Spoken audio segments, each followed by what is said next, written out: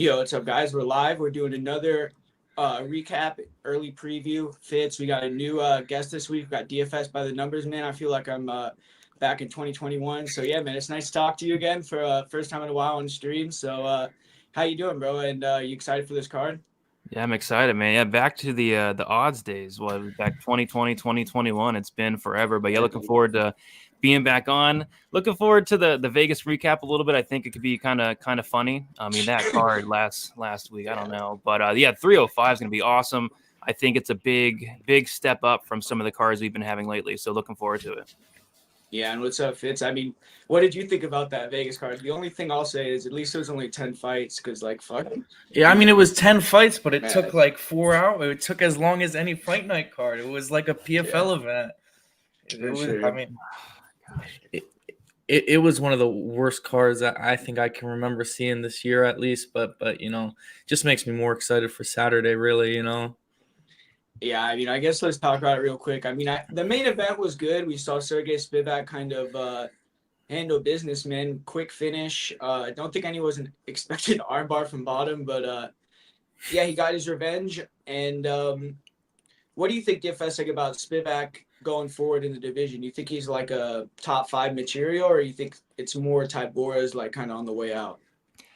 Spivac strikes me as a guy who's going to go out there and beat like the Tiburas. The guy is obviously outside the top 15, but he strikes me as a guy that when he fights some of these top guys like a Volkov, like obviously an Aspinall, guys like that, I think he might kind of fold. Like a Gone we saw, like he just completely folded in that fight, but I think he could probably hang around the top 10. I just don't know if he can go much, further, like into the top 5, top 3, nothing like that. I really struggle to see him being champion. With that said, though, he's young, right? I think he's like 29, 30, so maybe, Yeah. but I don't know. I mean, the last performance was great, kind of unexpected, but it is what it is. Yeah, and for Tybora, I mean, do you think he's still like top 15 material, or you think like he's kind of done? Top 15. Again, same thing with him. I think he can beat a lot of these guys. Just taking him down. We saw what he did to Ty. Just kind of expose these heavyweights with no ground game. But yeah, he's 38, not getting any younger. So yeah, I think his ceiling's probably top 10, top 15. Yeah, and then what did you think about the fight, Fitz? I mean, I know you had Spivac. I had a bet on Spivac by decision, which was like, it was stupid, man. I should have just fucking took the money line because it wasn't that bad, but dumb bet. But yeah, I think you cashed on Spivac, right? So I mean, what did you think about his performance? And just, I mean, I guess it was quick, but yeah, just him in general. Yeah, I mean, you have to be impressed because, I mean, as a fighter, he's improving. He showed that, to go in there and face someone who beat him, and he was coming off a really bad performance, against Gane. It was really terrible the way he fought, rewatching that. He was so bad in that fight. So this was definitely a well-needed bounce back. And, he's going to have tough fights, heavyweight at the top, it's pretty, 1 through 7, 1 through 8, they're all really good fighters.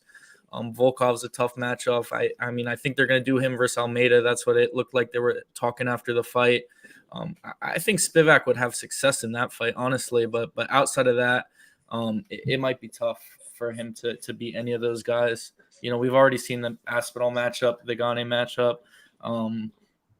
Maybe Pavlovich or Volkov, he can have some success against, but ceiling, I don't think is a champion, especially not with Tom Aspinall in the division.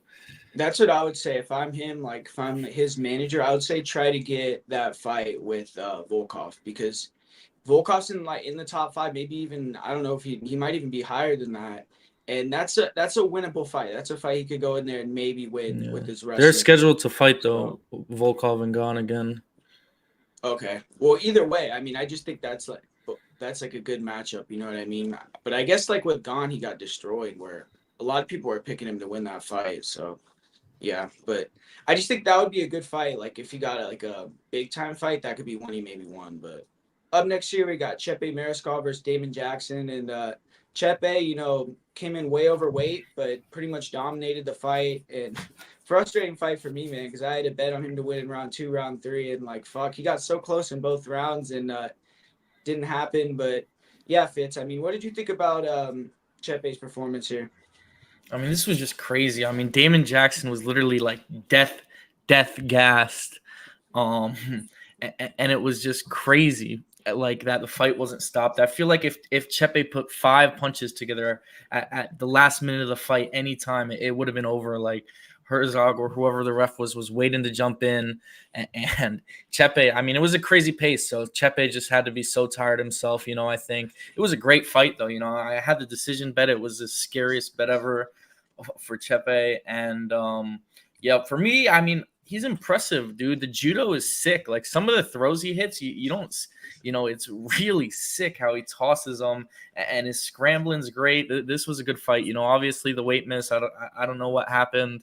But Chepe is a fun guy to watch, man. I think any guy that's got time this guy fights, you got to tune in to watch. Yeah, I mean, hopefully he could stay at 145 because I don't think he'd do good at 155 at all. So, but yeah, DFS, what do you think like about his ceiling in the division here, Chepe? Oh, I think he's good. I think he's improving. I think he's made a lot of improvements since coming into the UFC. And I'm right there with you on those 2-3 props. I had 2 and 3 round 2, round 3 KO, and it's like how does that fight not get stopped? There was like 70 unanswered punches in the second round. The third round, I swear, Jackson went unconscious like 3 times. So I'm not sure what else needs to be done to stop the fight. So that one hurt. But yeah, I mean, that's a great performance. He did miss weight though, which, that's not the best look in the world. But, the way he won that fight, I think was very impressive. Yeah. And for me, I mean, I like Damon Jackson. So talking about him though, I think this was like he could still hang, but he's definitely, this was his fight to get another top 15, run, and he lost it. So I just think he's going to be a gatekeeper now, but I still like Damon Jackson. He fought tough, but yeah, Chepe, I mean, I would say give him someone in the top 15 next and see what happens. But the next fight on the card, I don't want to spend much time on this one. I mean, Danny Barlow versus Vretnikov. I mean, horrible fight. Nothing really happened. And I think Barlow's stock dropped a little bit, but Nikolai's a dangerous guy. So I guess he felt that and, made it a really boring fight. But he got the job done. And, yeah, I mean, does anyone have much to say about this fight? Yeah, I mean, I still like Barlow. This obviously is a tough performance. It's also, short notice. Who knows how much he really knew about him, how much tape he was able to watch, how much he was able to game plan. I mean, the fight sucked, but Barlow got a close win. I think he definitely deserved to win the fight. Split decision, whatever makes sense in a fight like that. But I don't think it went the wrong way, in my opinion, at least. But yeah, I would hope to look like Barlow bounces back after a performance like this. Yeah. Yeah, I think it's more of that. I think Nikolai was just getting like really underrated. I think Veretinikov's like a really good fighter, and that was a tough fight in my opinion. But yeah, Barlow's like minus 400, which I thought was kind of crazy. Obviously, did not look minus 400, but I think at the end of the day, he did go out there and beat a pretty good fighter. I think Veretinikov's decent. Talking about not looking at their line though, Chris Gutierrez. I mean. Yeah, a horrible fight from Gutierrez, right? It seems like he's kind of exposed a little bit where he's never going to be, a top guy anymore. I mean, he might get another big fight or two, but I don't see him fighting like the Song Yadongs and people like that ever again, really. And this was a hard fight for him. I mean, Quang Lee took his back, right, and had good moments in the fight, but Gutierrez won in, boring fashion like he does in some fights where it's mostly leg kicks. But, yeah, I mean, what did you guys think about or go ahead, my bad. No, I just think that Gutierrez, man, all he does is throw the leg kick. It's crazy. I mean, I think some kid tomorrow on the Contender Series too is the same way. And Gutierrez, man, I feel like he could be good. I don't know. He gave me there were some things I think in his post fight where he seemed really satisfied with the performance. I think, I don't know, he's like at peace with himself, whatever. I'm happy for him. But I don't know. I didn't think this was a great look. I think, I thought he was a lot high level where he can, even on short notice, take out at someone like Quang Lee. I was expecting him to get a knockout. Yeah. I mean, what about you, DFS? What did you think about Gutierrez here? Yeah, I think he should be ashamed of himself. I mean, he took a step down in competition, just had a main event with Song Yadong, a fight that didn't go his way, and then he's getting, Quang Lee, who's not like awful, but I mean, it's such a step down. Like, you should be going out there and looking dominant, but it's like he went like life and death with this guy at some points in the fight. He was getting taken down, wasn't showing any urgency. It was just a bad look. It was a terrible fight, like most fights, but it was just a really bad look to me, in my opinion. Yeah, I mean, I don't know about what would you guys do with Gutierrez going forward though? Like, would you give him another like top guy next, like top 15, or would you kind of demote him a little bit here? Because to me, he's kind of like a tricky guy to match up with for his next fight. I don't know, man. Maybe give him another top 15 guy. I think he's good, but it's just like that was just a bad look to me. Like you should be going out there and like like finishing this guy. So yeah, we'll see. I think he's like 9-3. Like he has a good record, right? But Yeah. I don't know. Yeah, for sure. I mean, but this next fight, I mean, Chelsea Chandler also missed weight by a lot, but this time you could Yana tell Santos, she missed weight. She looked terrible. Yeah, I mean, Yana Santos just destroyed her with the kicks, man. I don't know what Chandler's game plan was in this fight. I guess just fucking get worked the whole time. But Yana looked good. I mean, she was moving, throwing a lot of kicks. I don't know what it says about her future. Like, I don't think we saw much from Chandler here. But yeah, what about you guys? Are you guys impressed with Yana? Like, Fitz, you think she's going to be able to put together another few wins in the UFC? I mean, who knows in the UFC women's bantamweight division? It's a joke, that division, unfortunately. Yeah. Chelsea Chandler, for my money, might be the worst ranked fighter of all time, you know. The seriously the worst. Like, yeah, I mean, 6 pound weight miss is absurd, man. Absurd. Yeah, I don't know. I mean, I just feel like 135, they should throw away that division, dude, and 45s. Like, honestly, I really feel like that. And I they think could get 45s. 105 has way better fighters than 135, but I don't know. I guess they already like established that's like the first women's division and all that. So I don't think they'll ever. Well, and you have Kayla Harrison, who's probably she's like 40 though. I mean, that's but she only fought at 35 against Holly Holm. She no, made I'm the saying weight. she's like 40 years old. 40 years old. Yeah, 140. Yeah, but you can at least she'll have a big fight when she fights for the title. Would you think her versus Raquel or something would be a big fight? Not big. I mean, it's the biggest fight you can make in the division. I mean, I don't know, man. I get what you're saying. It's gonna be our headliner for 307. She's the one like fucking hope, I guess. But yeah, I mean, what do you think, DFS, about Yana against like top 15? I guess Chelsea Chandler was top 15, but gosh, yeah, it's just a mess of a division right now. I didn't even watch the fight, but kind of figured what was going to happen. Chandler missing weight. I think she might get cut, to be honest, and which is fine. She had most of her fights at 45 too, so. Yeah, I don't know. But this next fight, another guy that I think should be cut is fucking Grigoriou, man. I mean, what the fuck? I mean, this dude, he actually had like a little hype coming in the UFC, right? He got that quick knockout over Smotherman. He looked good on Contender Series. And then at a fucking shitty fight against Ann Helliger, whoever it was that he fought his first fight. And then this fight, it's like first round he gets destroyed and then drops the guy and gets choked out quick after that. So, I mean, horrible fight.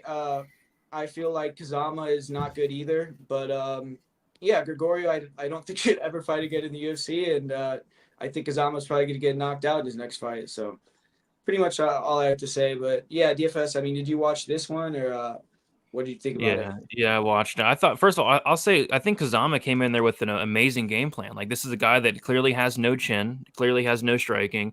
And he went for a takedown within like the first 5 seconds. I thought that was a great look for Kazama. But then we saw in the second round, like in the first 10 seconds of the second round, he got dropped hard, almost finished. He was very close to getting finished. Grigoriou landed a couple elbows. And then, like you said, I mean, I don't think I've seen a quit job like that in a very long time. Grigoriou, he literally he gassed himself out trying to get the finish. He just laid there for like a minute and then got choked out shortly after. So, yep, I agree. Grigoriou probably getting cut very soon. And then I think Kazama's getting knocked out his very next fight as well.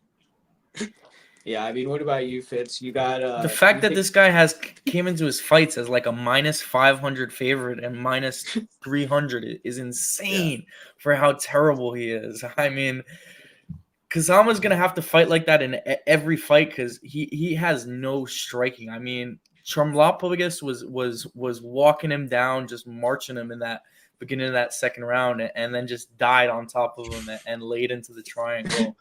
It was crazy. I mean, funny fight, but Charlumpus, what I can't say his name, but he's terrible, man. Awful. Yeah, I mean, I guess that's all we got to say about that one. But this next fight is actually a good fight, and Cara Rosa came in, looked good. I mean, pretty much dominated this fight, but Pena was tough. She hung in there. But yeah, I mean, what do you think about Carol going forward, Fitz? You think she can make a run here? I guess 135, you're just shitting out the division. So yeah, I mean, she looked good here, in my opinion. Yeah. I think Penny's a pretty decent fighter. Not great, but like we're saying about this division, doesn't take much to be decent there. But Carol Rosa looked good. The striking was dangerous. She did a lot of damage. I mean, Penny's tough because she was really bloodied up. I think the leg kicks were landing too a lot, and this was a good fight. One of the best fights on the card. Honestly, if not the best. Yeah, man, her leg kicks, her last 2 fights have been pretty sick. I mean, her fight with Aldana was really good. So I'm liking what Host is bringing recently. But yeah, what do you think about her DFS?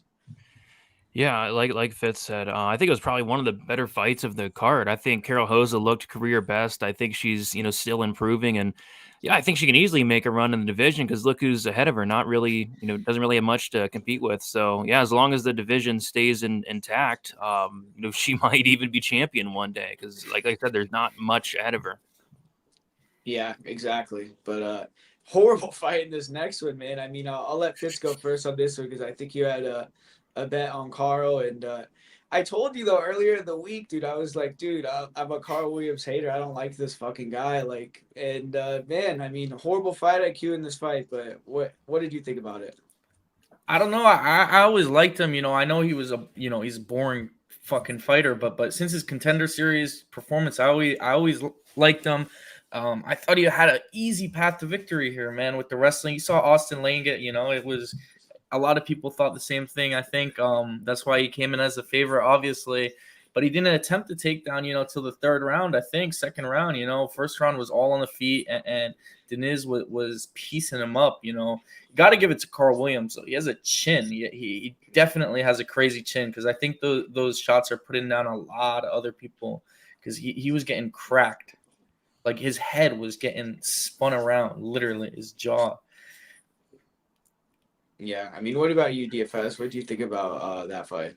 I just thought there were a couple really terrible game plans, terrible performances, and Carl Williams is up there. That's probably one of the most terrible game plans I think I've ever seen in my life. I mean, when the game plan was to go out there and strike with Janata Deniz for 12 and a half minutes, and then I don't think he went for a takedown really until he got cracked with 2.5 minutes left in the fight, already down 2 rounds. So I picked Deniz to win the fight, but I picked him by knockout. In no way, shape, or form did I see the fight playing out like that at all, though. I mean, I think that was just wild. So I'm not sure what happened with Carl Williams. Why was that the game plan? But it was a horrible game plan nonetheless. And he hasn't fought like that yet. This is a guy he got a million takedowns against Breskis. I don't get what happened there. It doesn't make sense to me.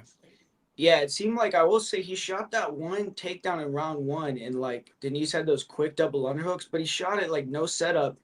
And it's after he saw that takedown defense, he was like, oh shit, this guy's fucking Jose Aldo or something. I don't know what he was thinking. He was like, oh, I'm never going to attempt another takedown on this guy the whole fight, because in round 3, he took him down so easily, dude. Even when he was hurt, like you said, when he went for that takedown, he took him down so easy. So it's I feel he probably could have done that the whole fight, but I don't know what he was thinking. And Deniz just got the win. I mean, Deniz looks good. I will say that. For heavyweight, I mean, he comes in good shape and he's a good striker. So he's probably going to beat a lot of guys. But, yeah, I don't know. I mean, heavyweight's another division where it's easy to get in the top 15. So, but this next fight, man, I was actually impressed with Zalal's performance here because I thought Aaron's had some value and could potentially do well in the fight. And he was doing, I think he was winning the short period they were on the feet. But, right when Zalal was able to get it to the ground, he finished him. And, man, I got to say, Zalal's getting a lot better at finishing guys on the ground. So that's a new element that he's bringing, back-to-back rear naked choke finishes. So, yeah, I mean, I feel Zalal 2.0 might be real. And Aaron's, I mean, I don't know. He's a fun fighter to watch, but he's been losing a lot. So that might be his last fight in UFC. But yeah, I mean, what do you think about him, Fitz? Like going forward, do you think that Zalal could get into that top 10, top 15?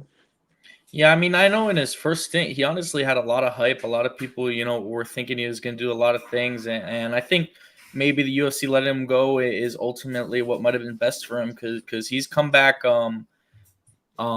much improved, and I thought too this fight might play out closely. To be honest, I thought we would get a decision, and Zalal puts him away quick, man, with the grappling. So I'm excited. I think he needs a big step up in competition in his next fight, and I think he should be put to the test, And I mean, but for me, he has the makings of someone who's gonna push towards the top of the division. I really think so. Yeah. What about you, DFS?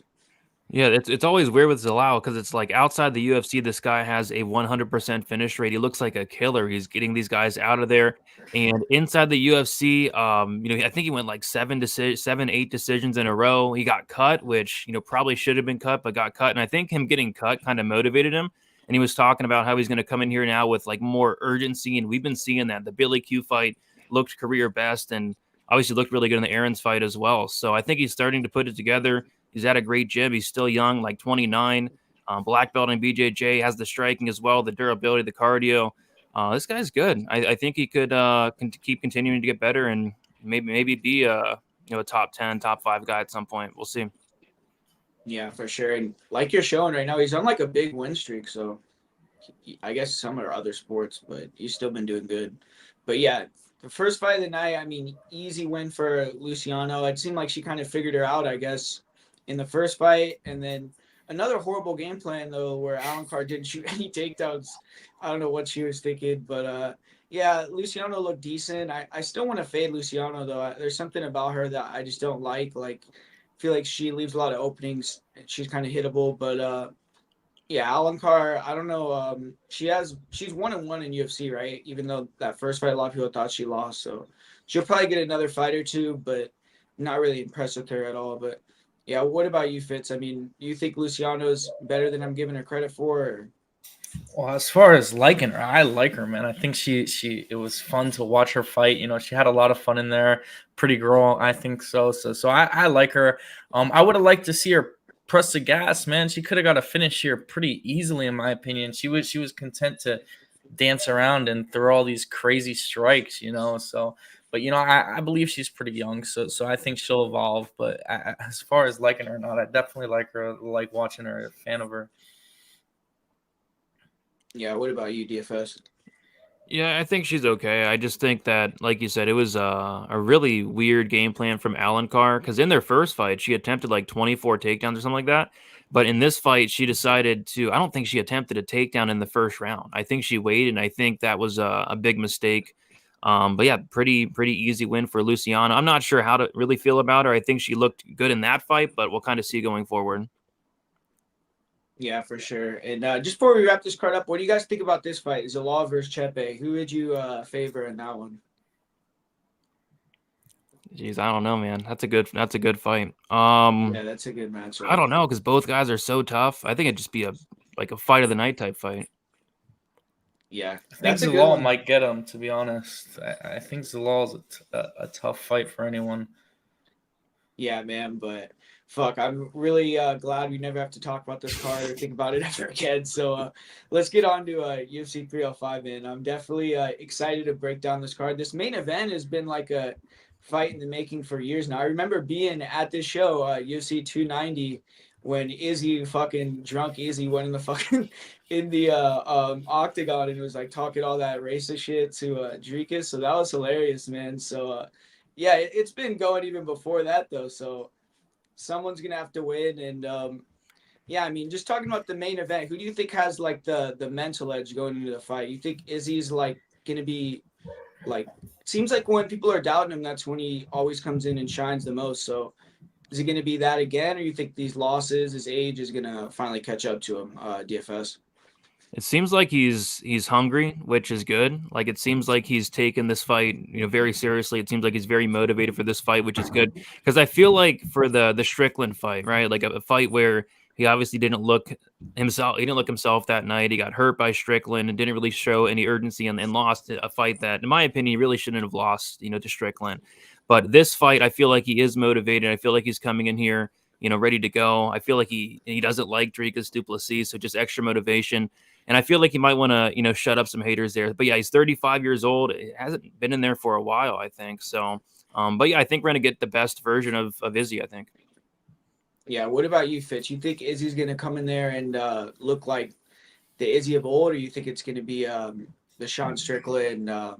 Even the Izzy versus Alex, I mean, I guess the first one he looked good, but the second one, even though he got that finish, he was kind of looking a little worn down in that fight too. So, I mean, what version of Izzy you think we're going to see? I mean, I don't think that's fair to say when he slept Alex, Well, but he was, right before he slept him, he was getting swarmed, though. I mean, I don't know. I guess he timed it, but yeah.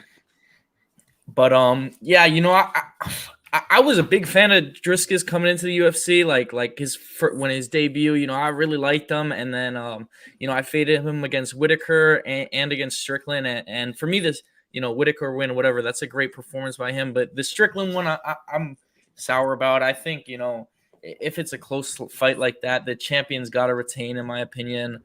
So I thought that was a poor decision, but this is gonna be a tough fight. I'm gonna be on Izzy here. I'm pretty confident in Izzy, just because I think he's a lot cleaner, and I think this striking matchup favors him. I think Still Knox has shown some vulnerability, and I think Izzy's gonna get a knockout. Honestly, his first since Poatan.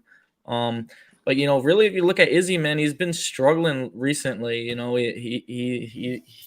He's like 4-3 in his last 7, but you got to understand the level of competition he's fighting. I think du Plessis has to mix in the takedowns here if he's going to win the fight, or just, go out there and sleep him. But I'm on Izzy here, But as far as the mental edge, du Plessis is the champ, but Izzy, coming as he's come as a contender and won the belt twice, 3 times. So, he's ready. Yeah, I kind of agree with the analysis. Like, if you're looking at the matchup, I think it does favor Izzy. I feel like the feints are a big thing in this fight, which you don't really see from Strickland too much. I mean, yeah, he has great defense, but he's not like an elite person with the feints. He doesn't have kicks. So I feel like if you watch that fight with Till, I mean, he was getting huge reactions out of Dricus, big misses with feints. So we'll see if Dricus kind of clean that up. But yeah, I feel like on the feet, Izzy's going to be a little bit slicker. It's just, how is his chin going to be too? Because like, he got dropped by Sean. He wasn't really known as a big hitter. He got knocked out by Alex only a couple fights ago. So Dricus definitely hits hard. He could catch him, but I feel like overall Izzy's going to be the better guy on the feet. So it'll probably have to come down to if Dricus can hit those takedowns, which I don't know. I mean, what do you think, DFS? You think Dricus is going to be able to mix it up, or how do you see the fight going? Yeah, I think he'll definitely try to wrestle here, and I think he might get some takedowns. But Izzy's takedown even is good. He can be taken down, but he's really hard to hold down, and I think that's obviously like what he's probably putting a big focus on for this camp as well. So I think it's primarily going to take place on the feet here. Like I said, Dricus maybe a couple takedowns there because he was able to take down Strickland a couple times, but Strickland popped right back up. But I think it is primarily going to play out on the feet. And on the feet, yeah, I think the better striker is Adesanya. I went back and watched that, Strickland du Plessis fight. I'm with Fitz. I thought Strickland won the fight. It was a very close fight nonetheless, but I didn't. I mean, I think if Dricus approaches this fight how he did with the Strickland, I think Adesanya is going to make it look pretty easy. I think for Dricus to win this fight, he needs to make it kind of chaotic. He needs to go out there, really push forward, pressure Izzy, make him uncomfortable, mix in the takedowns and try to take his head off and try to get that knockout because I don't think he's going to be able to go technique for technique at range with Izzy. So, yeah, I'm kind of leading Adesanya as well. The age, it's a factor. The chin's a factor. And Dricus is one of those guys where it's like, I don't know, watching him, there's some things I don't like, but he just seems to keep on winning. So it's an interesting one. Yeah, man, I agree. I mean, that's what's giving me like some trepidation here because I always doubt Dricus, man. Like I watch him fight, I'm not that impressed with him, and then he gets the win. So it's like, but I'm also kind of favoring Izzy here. So we'll see if he gets the belt back. And next question, I don't know. I'd have to look that up. I have no clue. Like, do you guys know off the top of your head that question? Like, where? he asked like, was there another champion that, or another fighter, since Rousey that like had a loss and then fought a different champ for the belt like in their next fight, which I don't know. I have no idea to be honest, but Not sure. yeah, but I'll see. Maybe I'll look it up and I could tell you on my prediction video. But is that the co-main event, Kai Kara? Or is Aldo after Connor beat him, fought Edgar for the belt in his next fight. Okay, yeah, that's That was an interim title, I think. No, I think you're right. I think that was a real belt. I'm pretty sure. Yeah. Yeah, but either way, yeah. This next fight, Kai Kara versus Erceg. I mean, you can go first on this one, DFS. What do you think about this fight here? Yeah, it looks like money's coming in on Kaikar France, and yeah, at first look, I think maybe this line should be close. But the more I thought about it, the more I think that Erceg, he should be favored here. But if this fight stays standing for 15 minutes, like what does it look like? I think it's going to be very, very. I think it might look like a pick 'em, but this fight's standing for 15 minutes. But the reason I do think Erceg should be favored here is a couple reasons. I think the durability is a big reason for me. I think, nobody's finishing, Steve Erceg. This guy has one hell of a chin on him, whereas Kaikar France, we've seen him dropped multiple times in the UFC. We've seen him knocked out before. We've seen him submitted before as well. And then I also think Erceg is going to have all the upside in terms of the ground game. With that said, though, Kaikar France's takedown defense is like elite. But, if this fight does hit the ground, Steve Erceg is going to just have an astronomical advantage, in my opinion. So I think Steve Erceg, slight favorite, makes sense, like minus 150, minus 160. So, I get why money's coming in on Kaikar France, but I think with the durability and the ground advantage, I do slightly give it to Steve Erceg. And I think like a Steve Erceg finish could potentially be in play. Went back and watched that Pantoja fight, and it's like Steve Erceg landed some big shots that, Pantoja was able to take, but I don't know if a lot of these other guys in the division are going to be able to eat some of these shots. So I think Steve Erceg's very good, has a ton of power, has a really good submission game as well. So I do like him here, but this line is closing up pretty quickly. Yeah. What about you, Fitz? What do you think? Yeah, I was thinking about betting Kaikar France, but that was, as exactly as Brady said, the line got a lot closer. I was seeing Erceg like over minus 200, so I liked it a lot more then. I still got to think. I still might pick Kaikar France because, I mean, if anyone impressed, I mean, both these guys losses in their last fight. But for me, really impressive performances. Kai got fucked against Amir Albazi. That wasn't even really like a close fight, in my opinion. Kai beat his ass. And Erceg fighting for the belt, that was a great showing from him. That was a fight could have gone either way. Or Erceg gets that takedown in round 5, and he might be the champion right now. But I gotta agree that on the ground it's scary. You could see Erceg wrap him up, and the striking I think will play out closely. I'm a fan of Kaikar France. I think he's a really exciting fighter. I know he's a little undersized. Someone said in the chat, he's gonna be smaller than most of the guys he fights. He's a tiny little fella, but this is a close one. I think the value, you got to be on France as the underdog. But I would have liked to get at a better line. Yeah, I feel like I kind of agree. The only thing that's worrying me is Kai Kara is coming off a long layoff, and he had all these concussion issues. Like that's why he didn't fight Manel, right? Really? And yeah, I'm pretty sure. Like when he pulled out versus Manel Cape, it was because he got knocked out or had a concussion or something like that. So to me, that's a little alarming, especially when DFS, like you said, he's facing one of the heaviest hitters in the weight class. So I feel like and how old is Kai Kara too? Like he has to be, is he over 30? 31.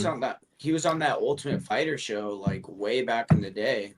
And but yeah, I'm almost positive that someone correct me in the chat if I'm wrong, but I'm like almost positive that he had like concussion issues and stuff like that. And but yeah, I kind of feel like Kai Kara, he has better like overall striking arsenal. Like he's going to be a little quicker and move around and throw kicks, but Erceg's boxing is a lot better, and I just feel like he's going to walk through a lot of Kai Kara's attacks and be able to land big on him. And I just don't trust Kai Kara's durability. Like he's been dropped before, and now there's other questions. Like I'm pretty sure, I'm like almost positive that that's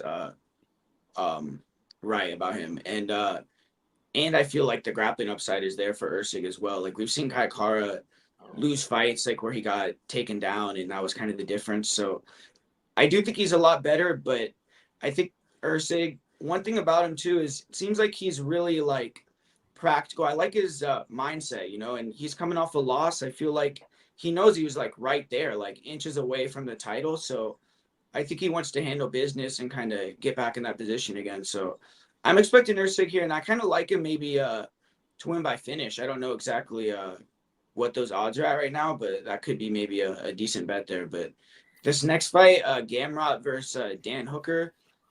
I'll go first, Miss, and I feel like Gamrot, he hasn't looked that good in his recent fights, but this seems like a layup to me. I mean, I don't know what you guys think, but I feel like if Gamrot gets to the ground, he's going to have a huge advantage, and I feel like he can get a submission in this fight. So is anyone going with Hooker here, or is people kind of leaning with me with Gamrot?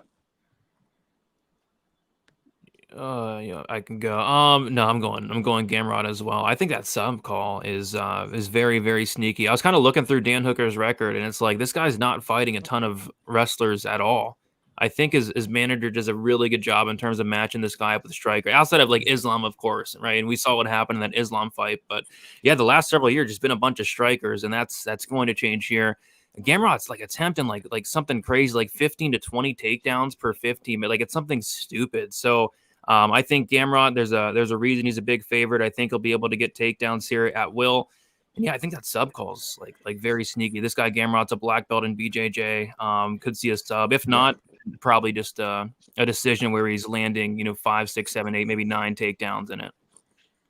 And one thing I like about Gamrot is he has good Kimuras, which we saw Hooker get sub with that. Like I'm pretty sure it didn't need Kimura Jeremy Stevens.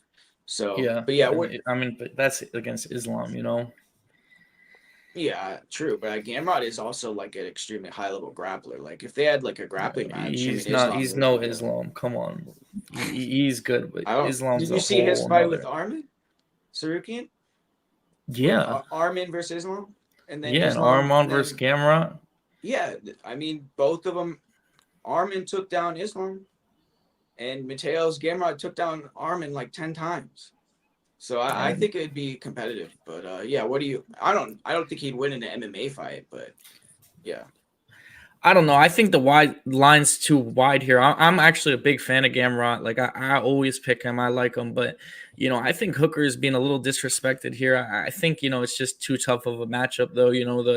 Gamrot's just a problem, man. His rest, but really for me, the last performance against RDA was not great.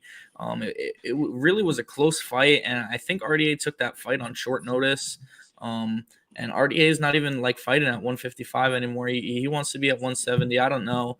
It was definitely a weird performance in my opinion, but I'm not going to pick against Gamrot. I'm too big of a fan of a guy, but I think, if you're going to bet the fight, it's got to be, either looking for a prop like you guys are trying to say or Hooker. Hooker's the crowd's going to be going crazy for him, and you get that big plus money.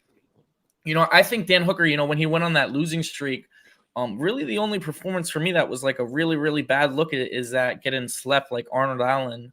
But you got to take into account he was moving down to featherweight. That was definitely just a complete mistake. And I don't know, go watch Dan Hooker versus Gilbert Burns, and you never know. That's way back in the day, and Burns was at 155, another guy who shouldn't have been fighting in that division. But I'll be on Gamrot here, but I just think the line's too wide.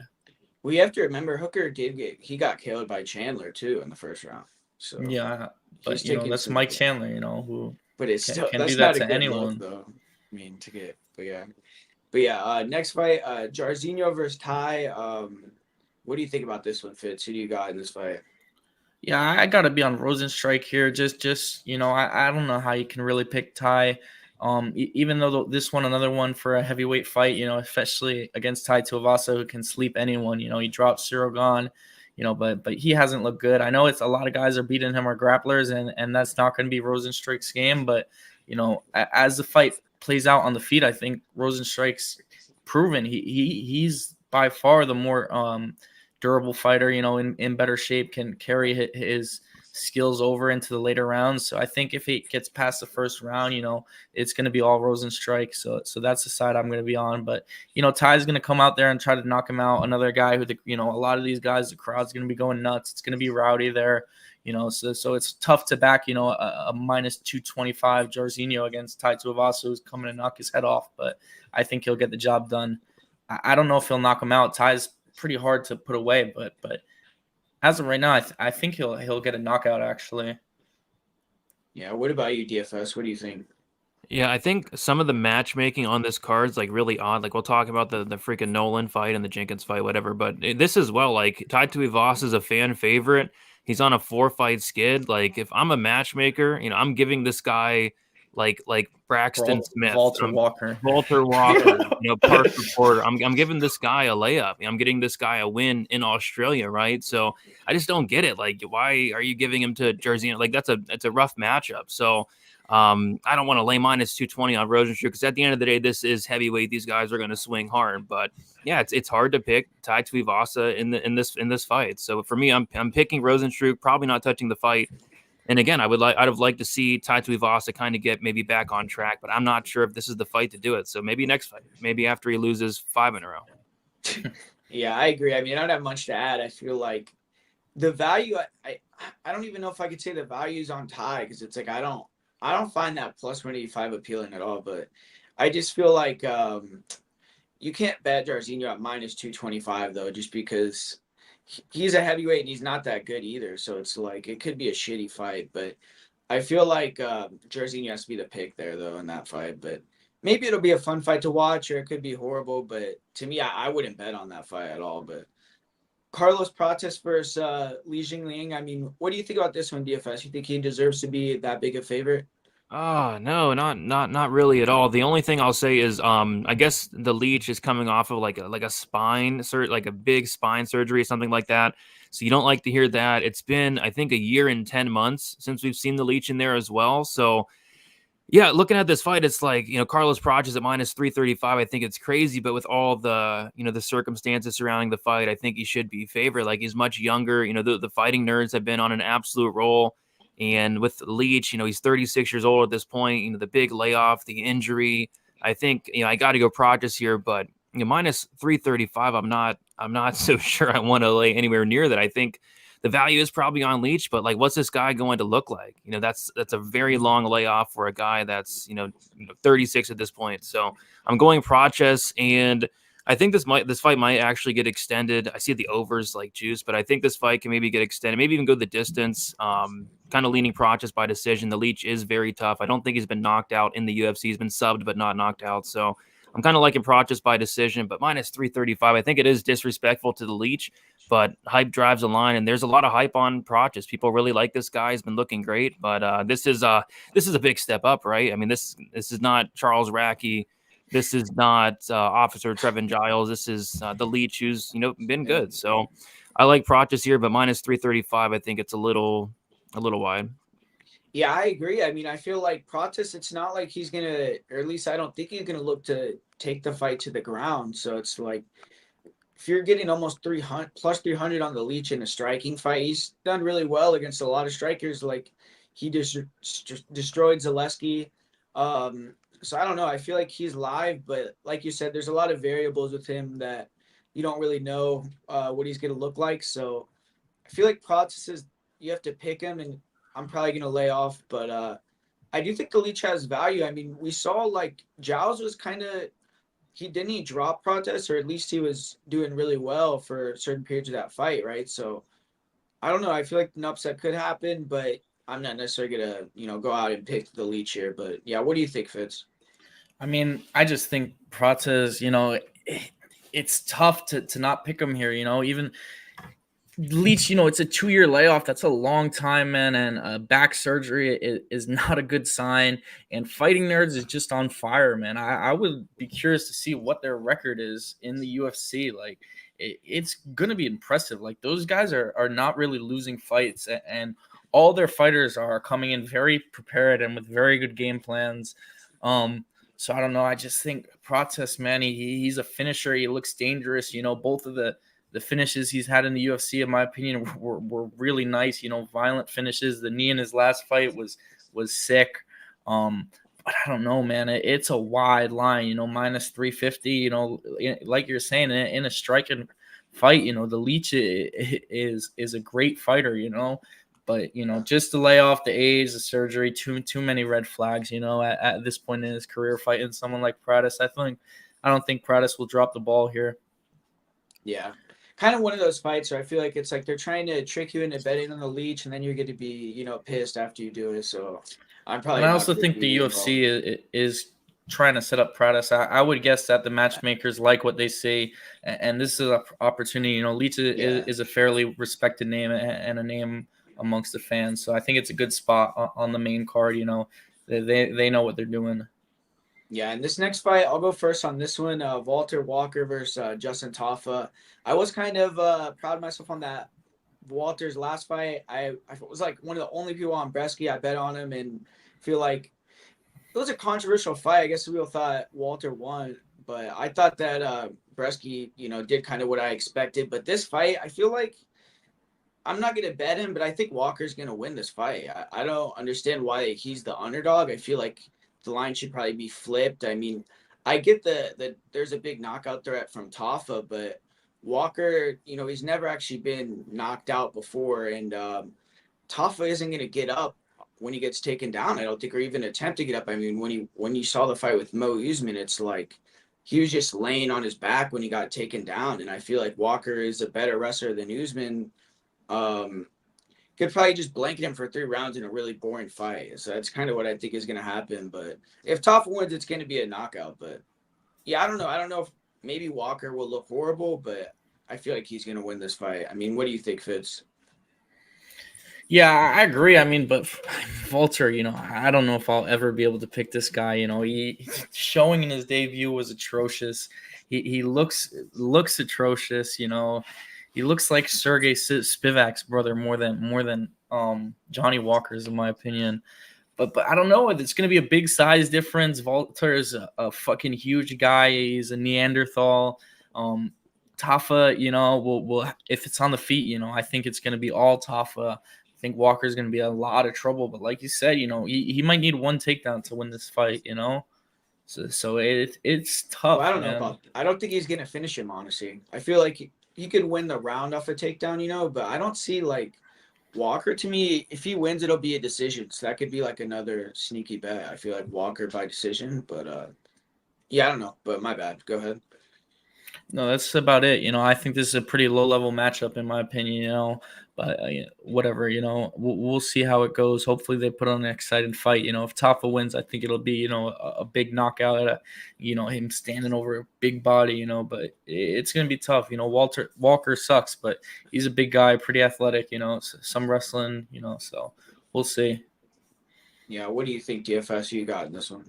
Yeah, I kind of hate this fight. Kind of surprised that money is coming in on Tafa. I think I'm actually going to pick Tafa to win the fight, but I don't know. I mean, this is about as binary as it gets. Like Walter Walker is going to be able to get takedowns here, like at will. It's just I think this guy's cardio is like so bad. He's tired after the first couple minutes of the fight, and it just takes one big moment, big shot from Tafa. So I'll say Tafa hits him and lands something big at some point in the fight. But I could easily see like a Walter Walker, winning 2 of the 3, maybe all 3 of the rounds, gassed out or not, getting takedowns. Because like you said, if he's able to get a takedown, Tafa's not getting up, and that could be this fight could be awful. This fight could be terrible. So I think it should be a pick'em, and I would be shocked if I put anything on this fight because like I said, I'm picking Tafa by knockout. The knockout prop's going to be like probably close to the money line even. So it's a disgusting one to me. But I'm actually leaning Tafa, I guess, if I had to pick somebody. Yeah, and I think the next fight on the card is actually Cabal versus Ricardo Ramos, right? But yeah, we'll talk about that one. I feel like I actually like Ramos, but I feel like he just drops the ball in a lot of these fights, man. So I just don't trust him. But I don't know. I wish I could get myself to bet him at plus 120 because I think he has multiple paths to victory. But like his last fight with Jourdain, I thought that was going to be an easy win for him, man, and he gets submitted quick. So it's like. Feel like he's someone that is kind of untrustworthy. I don't know where his head's at this point, But yeah, I mean, what do you guys think? Because I don't have a great read on this fight. Like, what do you think about it, DFS? Yeah, I'm in the same exact boat. It's like I think this line, probably should be flipped. Like I think Ricardo Ramos has, more ways to win this fight. I think the striking is going to be very competitive. I think that, Ramos has all the grappling upside here. We've seen Culibao taken down. We've seen him give up his back. Ricardo Ramos black belt and BJJ. But yeah, the one thing holding me back is the durability. Culibao, very durable.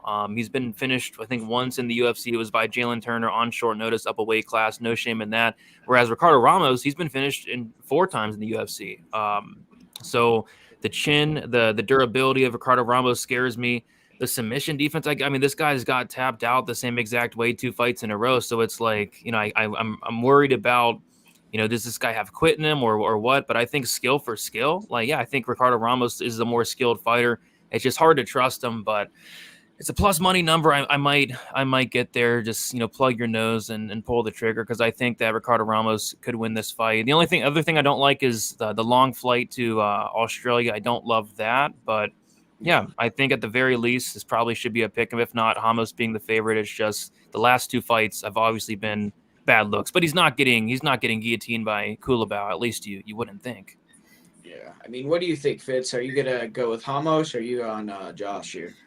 Yeah, I mean, coming into this, I was pretty, confident in Ramos, but I pick him in a lot of fights. I'm a fan of him. I just like, he has that crazy spinning back fist. And I was just, high on his potential. And Culibao's a guy I really don't pick in a lot of fights. And he's screwed me a couple of times, especially against Melsick.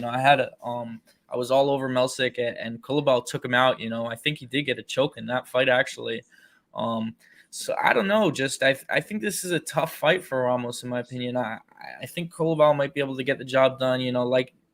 Like Brady said, just fighting in Australia is going to be a big advantage. It's a tough ask for Ramos, but it's tough. I'm back and forth on this one still a lot. Because Ramos needs a win here. Honestly, 2 losses in a row, 3 would not be a good look. I think Culibao is going to have some size advantages too, which could play a factor. Especially if Ramos is trying to initiate the grappling. But we'll see. I really think Culibao right now. I think I'm going to switch and be on him to get the job done. All right. Well, I'll let you go first on this next one, DFS. What do you think about the Casey O'Neill versus Luana fight? Yeah, I think I'm leaning in with another dog here in Casey O'Neill. I just don't know if I'm sold on Luana Santos. Like she went out there and she beat Maria Agapova. Like I think everybody kind of expected that to happen. She went out there and knocked out Juliana Miller. That doesn't really impress me. The Egger fight, that was semi-impressive, but even like the striking in that fight was a lot closer than I think it should have been. I'm one of those guys that was never really high on Casey O'Neill. Casey O'Neill had like a ton of hype. Like people loved her. She was overpriced in a ton of her fights, and she's going out there and she's lost her last couple fights. She's on a 2-fight skid, losing to Ariana Lipsky and then losing to Jennifer Maia. Both those losses aren't bad losses in my opinion. But yeah, this is a fight where I think it could be a very competitive fight. Like I like the volume Casey O'Neill has. I like the striking. I like the cardio. Again, this fight, of course, is in Australia, so she's going to be she's obviously Australian, so I like that. Luana Santos, I'm not sold on the striking, like the technique. She's just winging big shots, and if it lands, it lands. Not sold on the cardio of Luana Santos, so I think Casey O'Neill at plus money. I think it could be potentially a good buy low spot. Her dropping her last 2 fights. I think this could be a spot to maybe get back on track. Another thing is Luana Santos is taking this fight on semi-short. I'm not sure when she accepted the fight, but I'm pretty sure she's taking this fight on like somewhat short notice. So just another reason I kind of am leaning towards the plus money on O'Neill here. Yeah, O'Neill is gonna fight Teresa Bleda, and then Luana just fought too. Like that Marina fight was like a month ago, so she had to have gotten like in the last 3 weeks or something notice for this. But yeah, what do you think about this fight, DFS? Fitz, my bad. I completely agree, man. I'm a fan of Casey O'Neill. Like I think a lot of people were. I actually faded her against Maia though. That was a good spot for me. But then I was on her again against Lipsky, and that was a performance where she really dropped the ball for me. Getting submitted by Lipsky like that. In my opinion, Lipsky's a good fighter, but Casey O'Neill, if she had the aspirations to be a top 10, top 5 fighter, she should have been able to beat Lipsky. I think that's a matchup she should have won. And here against Santos, I think it's kind of, the same story. She's going to have to push a high pace. I think she'd be good to mix in the grappling, and that will help her have more success on the feet, the threat of the takedown. But yeah, I think fighting in Australia, she's going to be motivated. 2 losses in a row. I think this is going to be a good spot for Casey O'Neill as one of the dogs on the card. Yeah, I agree. So I'm glad to hear that we're 3 for 3 on this one, because I like this fight for O'Neill, man, for a few reasons. I mean, one thing Wrist Clutch keeps talking about in the chat about her wrestling is she did go to fight ready for this one, and that's a big wrestling camp. So I think she's going to bring that back a little bit, because you look at the fight when Luana fought Jenna Bishop, and that wasn't that long ago, so it's not like, I don't think she's really leveled up that much. Like DFS is saying, she's been fighting girls that aren't really well-rounded. Like, she's fighting girls that either can strike or they can grapple, but they can't do both, where O'Neill can do both, and she has the cardio, and I think she has better durability too. So ultimately, I just feel like if she pushes the pace here and just walk through a few big shots, like the first round could be tough, maybe like Luana maybe could rock her or something like that. But I think if O'Neill could stay tough and kind of survive that, Luana will slow down and those wild strikes won't be as dangerous. The jab will hit, and I think she can hit takedowns. I mean, you see every time people go attack the legs on Luana, she's always trying to reverse with that hip throw, and it's like, that's not really a great game plan against O'Neill, who's really strong, and I feel like she's probably going to be able to hit the takedowns if she goes for them. She doesn't want to be on bottom, but I kind of, like, I'll say, like, she did get submitted by Lipsky, but she got rocked. I mean, it was more because she got hurt that I think she got submitted. She was, like, kind of fucked up when she got submitted. But Lipsky, I feel like, is more seasoned, too. Like, these girls that O'Neill has been fighting are, like, pretty high level, top 10, top 15. Jennifer Maya, even though she got cut, I mean, she fought for the belt. Luana is fighting girls with less than 10 fights, or like Maria Agapova. So I feel like O'Neill could win this one, man. And I feel like she can kind of get a little bit of hype back. But I agree. I don't think she's going to ever become like a top 5, but I think she could kind of take some hype from Luana here. So we'll see if we're right on that one. But this next fight, Alex Reyes versus Tom Nolan. This fight, the line is off, man. I don't get the line at all. But like you said, I don't understand the matchmaking. I mean, it seemed like you had a take on this one. So what do you think about the fight, DFS? Yeah, I mean, it probably shouldn't be sanctioned. I mean, they're trying to clearly get Tom Nolan to win here in Australia, but I mean, they couldn't have found him, anybody else. But yeah, I agree. Like, Tom Nolan should win this fight. He will win this fight. Minus 1,500 is crazy for a guy that he's very hittable. I think the chin's questionable. Like, he got dropped in his last fight badly, but yeah, he's going to win this fight. He's going to probably win this fight by first round knockout. Alex Reyes, I don't know what this guy's doing here. He's fought twice in like the last 6 or 7 years. Like, his last win comes like 7 years ago. He's 30. He's like 38. I don't get it. So yeah, Tom Nolan first round knockout, but Tom Nolan by knockouts like minus 550 or something. It's like it's crazy. So it just goes to show you like this fight probably shouldn't be happening. But yeah, Tom Nolan should get I mean, you would hope he gets the win here, or something's wrong.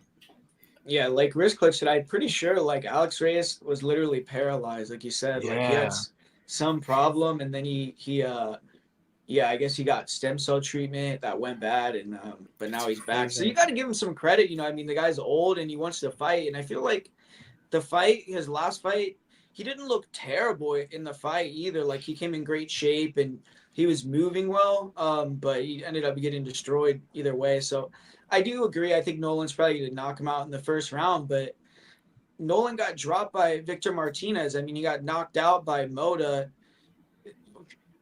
Reyes has 9 knockouts. I mean, I feel like him by knockout, if you put a little bit of money on it, I don't know how that could be a bad bet at all. Like, it's like Nolan's very hittable.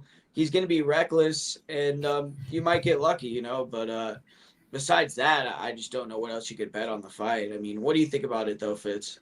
It's a joke. I mean, Alex Reyes is one of the most hilarious fighters in the UFC. Like, how do you have a guy in there who has no wins in 7 years? Like, that's insane.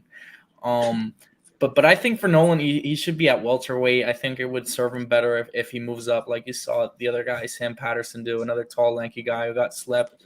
I think it just deteriorates the chin. He's a little too big for the division. But I don't think Alex Reyes is going to be another one to knock him out. I think, there's a reason the line's this insane. It's because Tom Nolan's going to destroy him. Well, but I agree. I do agree, but I'm just saying he was this line versus Martinez and he got dropped. So it's like, to me, how could you justify lining him like that again after he got dropped as like a 1,500 favorite? But yeah, I get it with all the variables though, for sure. But this next fight, kind of a line that I think is a little weird. Like, I feel like it should be wider. The Kenan Song versus Ricky Glenn fight. I want to hear what you guys think about it. Like, Fitz, you think Song is a good play here? You kind of think Glenn could do something?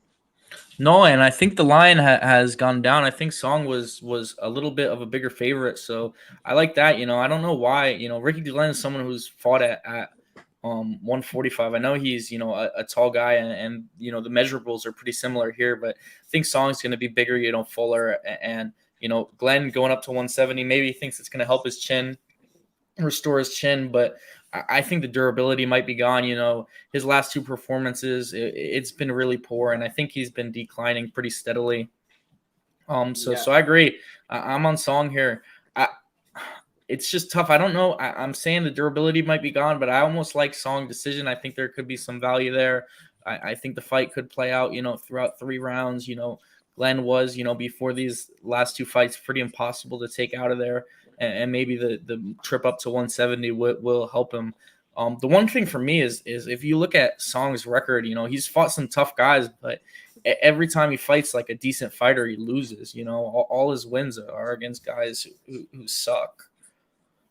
Yeah, I will say though, like I don't like the 170 for Rick Glenn. I don't know what he's doing at that weight, man. He in his prime when he was at his best, he was fighting at 145, and now he's at 170. So like, to me, that just signifies maybe he's just coming in here for a paycheck, but who knows? I mean, maybe he's going to look good and implement some grappling. I've seen he's in doing some grappling tournaments, but that would be the only way I could see him win is if he could, get on top and finish the fight. But what about you, DFS? Are you giving Ricky Glenn a chance here? Not really. Like when I first looked at the card, it's like I think there's 3 guys on this card that shouldn't really be let in the cage, and Ricky Glenn was one of them. Alex Reyes another, and then Herbert Burns we'll talk about. It's just Ricky Glenn's looks so bad. I mean, it's getting knocked out by Drew Dober. It's not the worst look in the world. It's just how he looked in that fight. Like he just looked off. He looked terrible. Even like in the Giagos fight, like Giagos knocked him out. And prior to that knockout, he looked terrible. This is a guy that hasn't gotten a win since 2020. He just looks washed in there. So, yeah, I got to go Song as well. Song's not the type of guy I want to be laying chalk on. But, yeah, this line is coming down, which I think is interesting.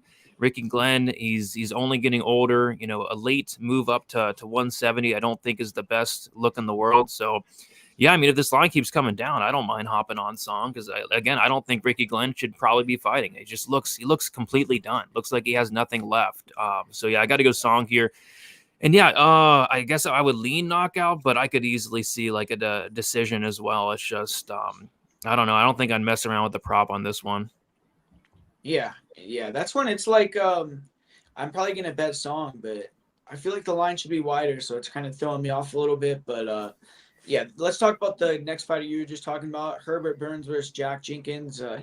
Yeah, I don't know why they keep booking Herbert Burns for these fights. I mean, I guess I do. I mean, they're giving these other guys free wins, but is Jack Jenkins round 2, round 3 going to be easy money? You think, DFS? Yeah, death taxes and Herbert Burns getting finished in the second round. It's happened like 3 times in a row. And yeah, Jack Jenkins, I don't even think is like the best finisher. Kind of a decision guy. He got like a late finish on the Contender Series as well. This is how the fight's going to play out. Like Herbert Burns is probably going to have maybe some success early on, but I'm not even sold on that. But after the first 5 minutes are over, Herbert Burns is going to check out mentally, and Jack Jenkins is going to put it on him. Jack Jenkins has those leg kicks, which I think are going to really affect Herbert Burns.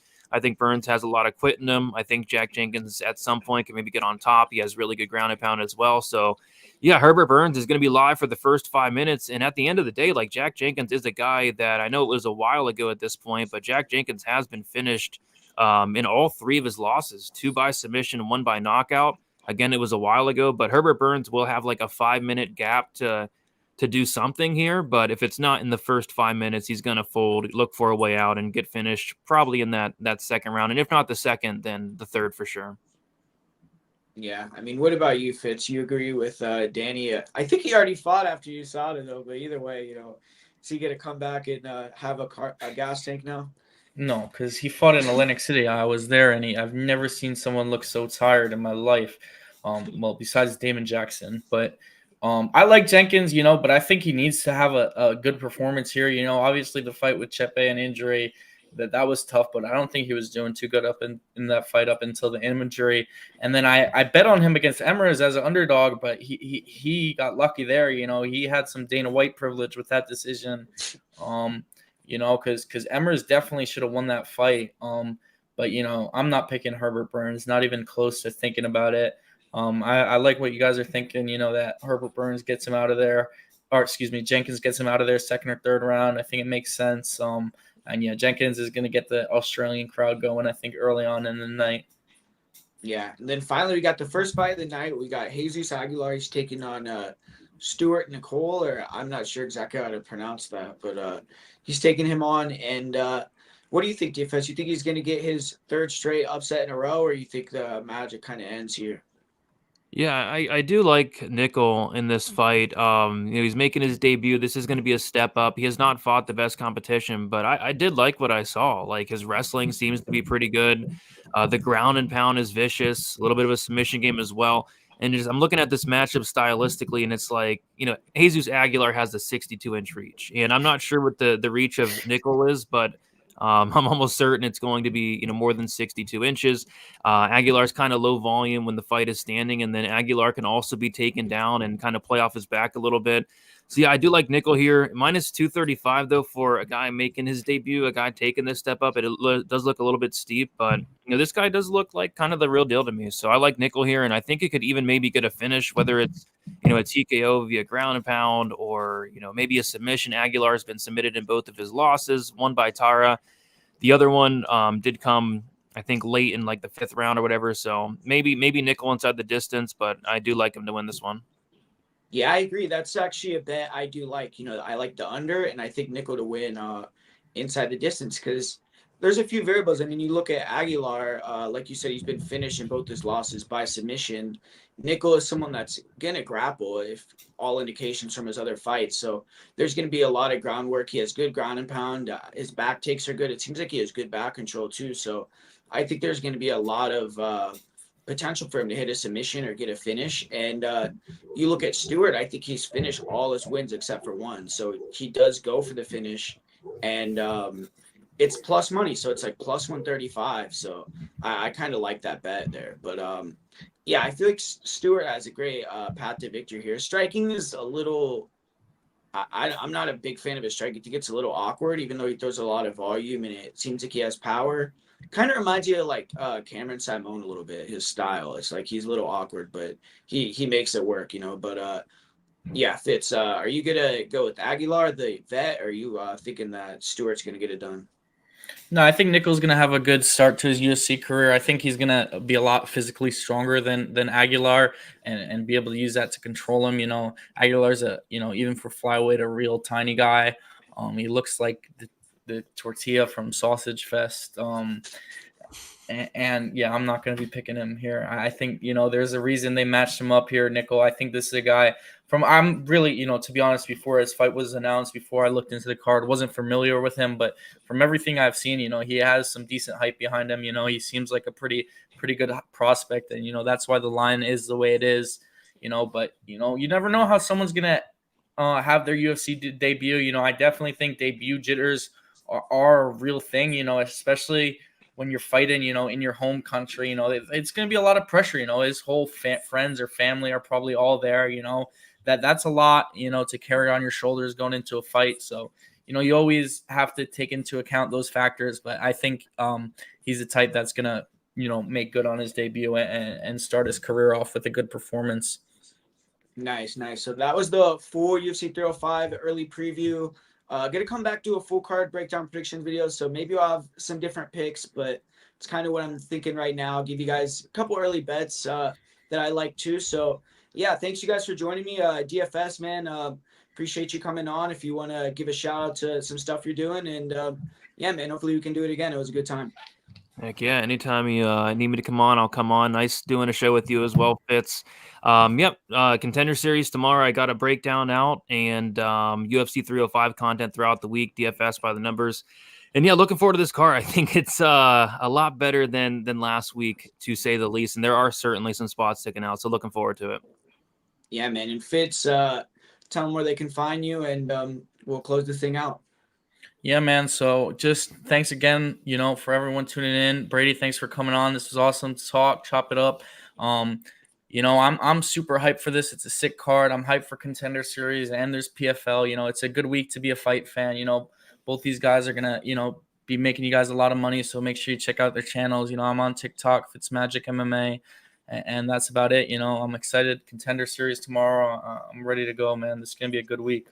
Yeah, man, and good shout. I'll talk about that right before tomorrow. And UFC Bro Picks is gonna come on, so we're gonna do a Contender Series stream. I'll give you guys some free bets, and we'll watch Contender Series. So come watch the show with us tomorrow, and it'll probably be like 3:30 when we go live Pacific time. But yeah, man, we're out. Thanks for watching the show, and we'll be back soon.